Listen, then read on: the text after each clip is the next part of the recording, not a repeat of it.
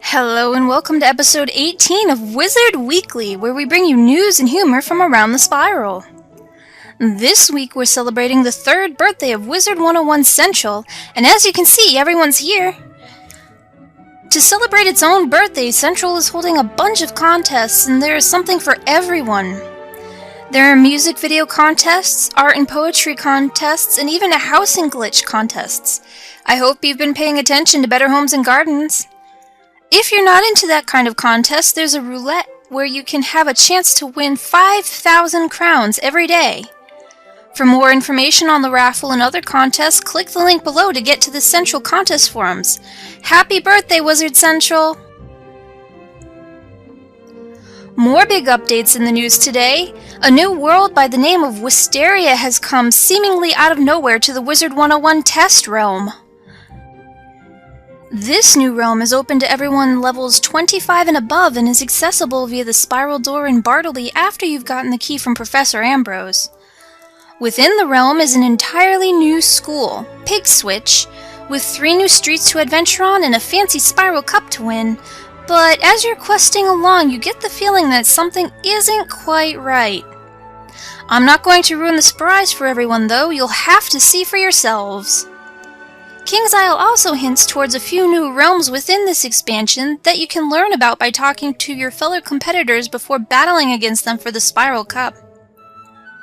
Some other smaller updates made it into the test realm, including a new little window that asks you to confirm when you ignore someone on your friends list, some minor changes to some of the very first Wizard City quests, a quick fix that now allows our pets mana and power pip gifts to show up correctly on our character sheets, and a change to Wizard City where you won't be able to do Cyclops Lane or Firecat Alley until you've completed Triton Avenue. Finally, more words have been taken from the text chat filter, and King's Isle would like to remind witches and wizards everywhere that swearing around the filter is a very fast way to find yourself with the menu chat blues. Hopefully this will clean things up a little in the arena where the Wizard Central birthday tournaments have begun with the topsy turvy tourney. Say that one 3 times fast. This tournament's going to be enormous and definitely something to keep your eye on with not 1, not 2, but 3 qualifiers, as well as a level 35 to 49 tournament for wizards in the lower bracket. We'll try to bring you some coverage of these tournaments, so make sure to tune in for some possible ponage. This week in Better Homes and Gardens, we tour the wooded cottage of FCIV.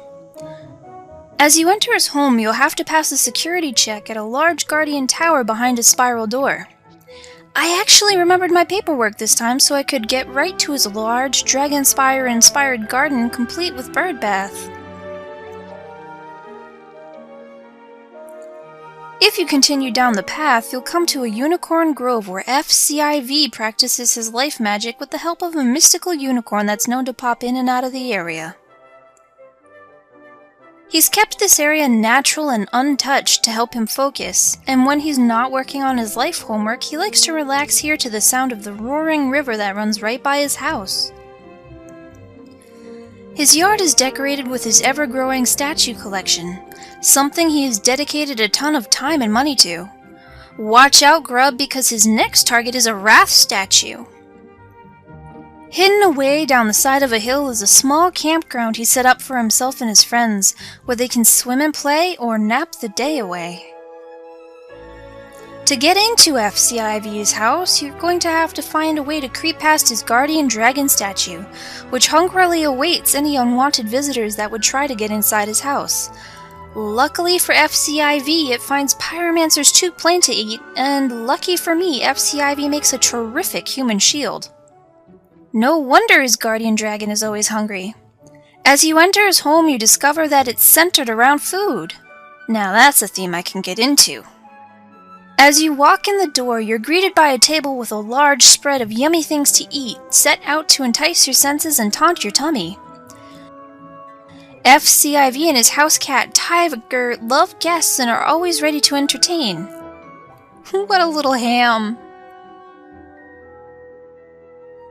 After you've eaten as much as you can retire to his lounge to relax and chatter about the times, or you can work off your meal studying fire magic with a crock-a-mummy tutor that rents out the back corner of FCIV's home. Head up the stairs and you've entered FCIV's favorite part of his house, his study and crafting areas, where he keeps a house crafting station to fix up his home should anything go awry, and where he keeps his book collection, which is full of some of his favorite texts and comics books. If nothing catches his fancy, he'll just spend the day gazing out the window, daydreaming, or watching the stars through his telescope. Though his house isn't very large, the amount of thought put into the stories behind each area give it a rather large sense of character, which makes it interesting and unique. We had some rather interesting questions in the letters from the Spiral Forum this week. The first one sent in by Fireball459, who wonders, do you think King's Eye will ever make something to auto-cool your crafting slots? Actually, I think that is an awesome idea, and I hope King's Isle considers it. Having made Grand Master back in the day, when you had to craft 5 of everything instead of just 2, I would have loved to have seen a system like that. Even now that you don't have to dig up a ton of diamonds anymore, crafting is still something of a labor of love, especially when you're crafting the Grizzleheim or Celestia houses, especially. The thing is, with a system like this, King's Isle would want to put some sort of a limit on how many times you could use it, by either charging a rather sizable amount of either crowns or gold for its repeat use, or just limiting it to once every so and so many hours, maybe even days.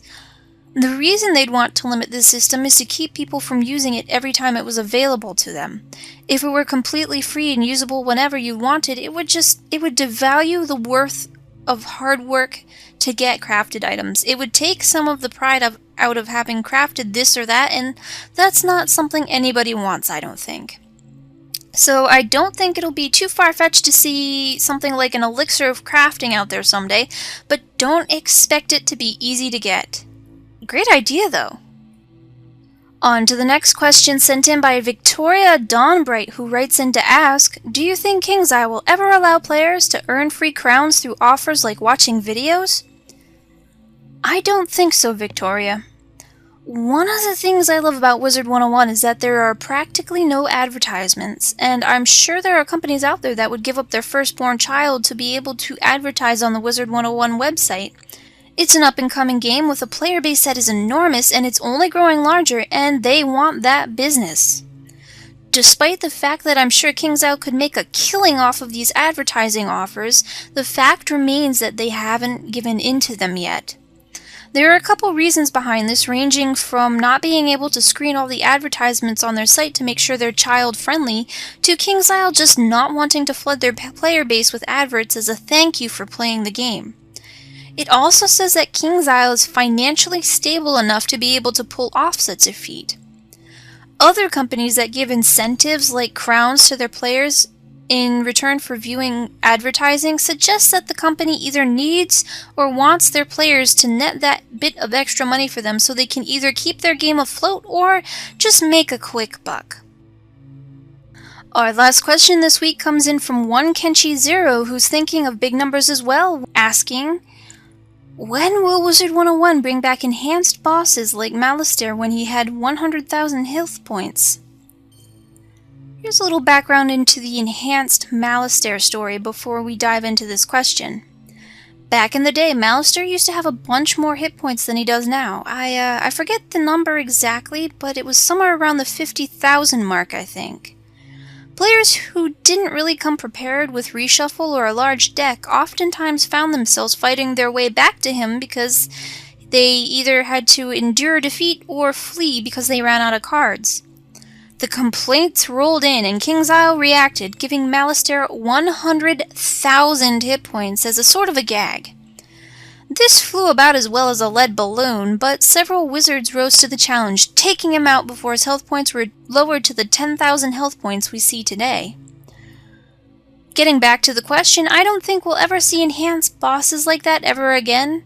Not in normal play anyway, because it's unfair to the younger wizards who may not be as prepared in terms of gear and experience.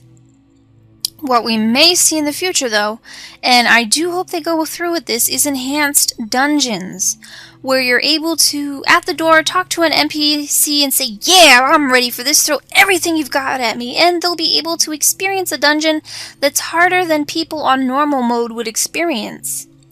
These harder dungeons may or may not drop more gear or better items than you'd get out of the normal dungeons. That decision would be left up to KingsIsle because they may not think it fair to people who can't do the hard mode dungeons and wouldn't have access to the goodies. It would be a lot of work on KingsIsle's part too, but in this case I think it would be worth it. It would present a challenge to the more experienced player base while still allowing the more casual players to enjoy everything as well. That's all for this week's Wizard Weekly. Thank you for joining us. Remember to tune in next week for more news and humor from around the spiral, and as always, have a great weekend! Hello and welcome to episode 18 of Wizard Weekly. This week oops, I already messed up. KingsIsle also hints to a few new realms within this expansion that you can learn about by talking with your fellow competitors